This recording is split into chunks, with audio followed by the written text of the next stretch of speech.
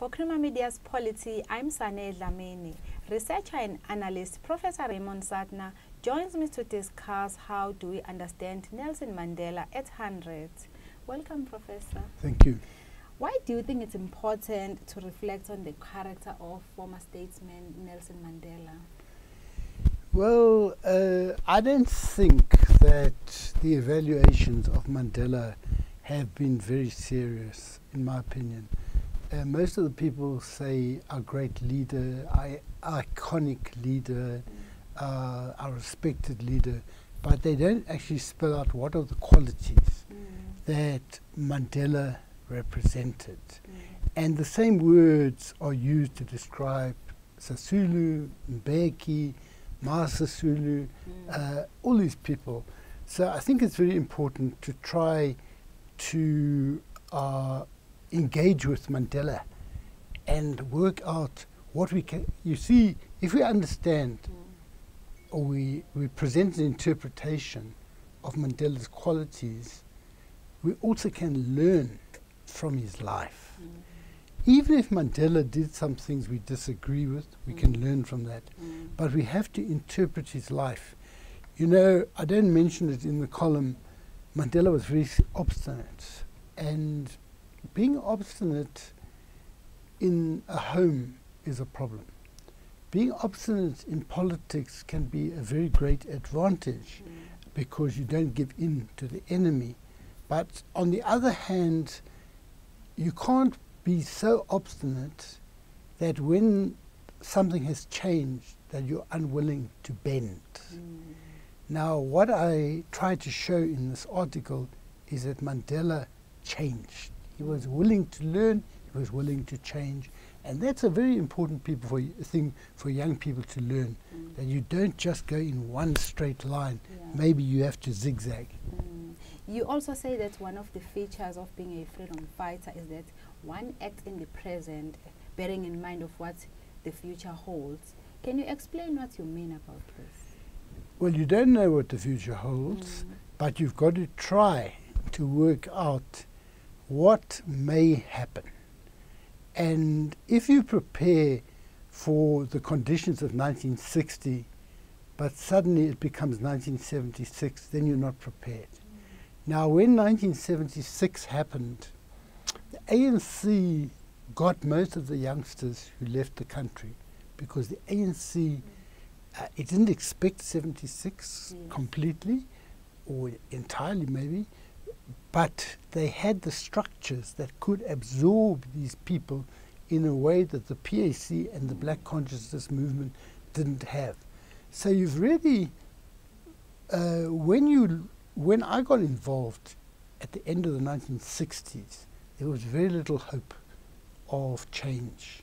But the ANC had a strategy and tactics document which indicated these are the strengths, these are the weaknesses of the enemy. These are our strengths, these are their weaknesses.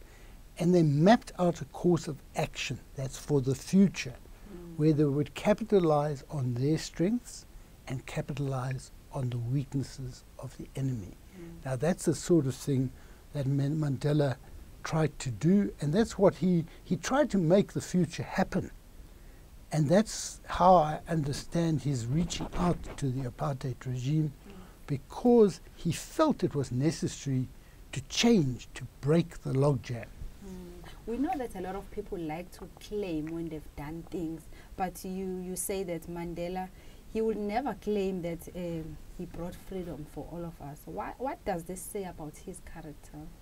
Well, you know, I think it would be very, it may be that he's modest, but I don't think that's the reason. I think no human being can claim to have brought freedom in South Africa when there's been centuries of struggle, and in the decades when he was in jail was massive struggle without Mandela being physically present. So he was, if he denied that he himself brought freedom, or did not claim that, he was actually telling the truth. He was also crediting, he didn't say I didn't bring freedom, but I mean he would not claim it because he would be undermining the efforts of lots of other people. So Raymond, we know that you've also worked closely with the iconic leader Nelson Mandela, and we know that last week there was a book that was launched where different people who've worked closely with him shared what they remember about him. What do you remember about Nelson Mandela? I don't call him iconic leader.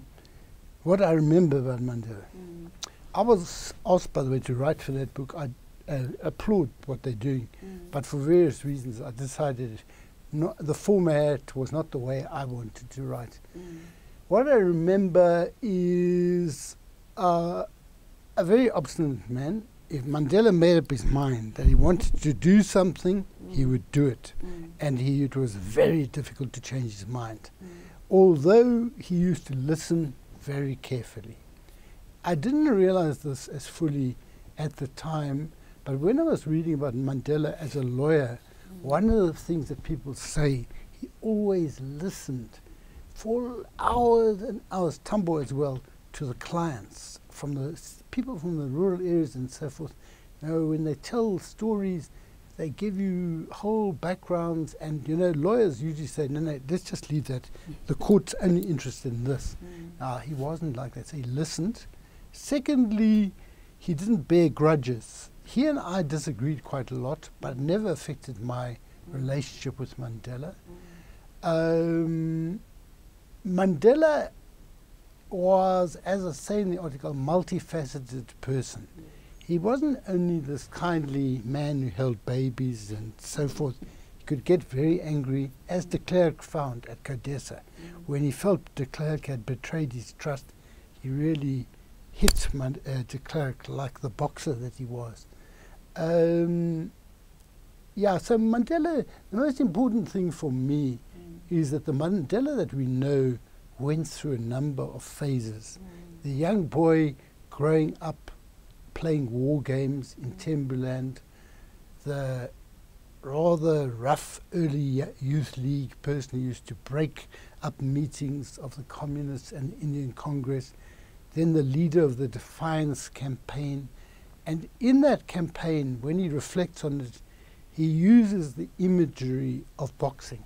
He says, the enemy felt my blows. Now I was a man. And then he goes to jail as an MK leader, but he comes out as a man of peace. And I think we can all learn from this willingness to change. And lastly, some people, when you talk about compromise, some may say he has messianic qualities, while others label him as a sellout. What is a better way of looking at this issue of compromise?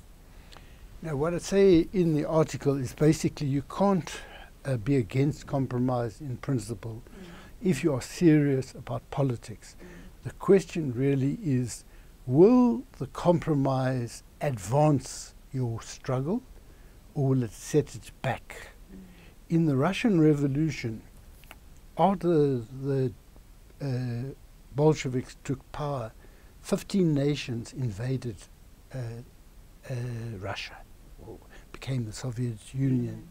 And at one stage, Germany occupied parts of Russia. And Lenin and them went in, they got into a treaty called the Brest-Litovsk Treaty, which allowed Germany to keep the land in exchange for peace. And people said, you know, this is a sellout. And Lenin said, I will crawl on my belly if it's necessary to save the revolution. So Lenin understood that sometimes you have to take losses to save the greater thing.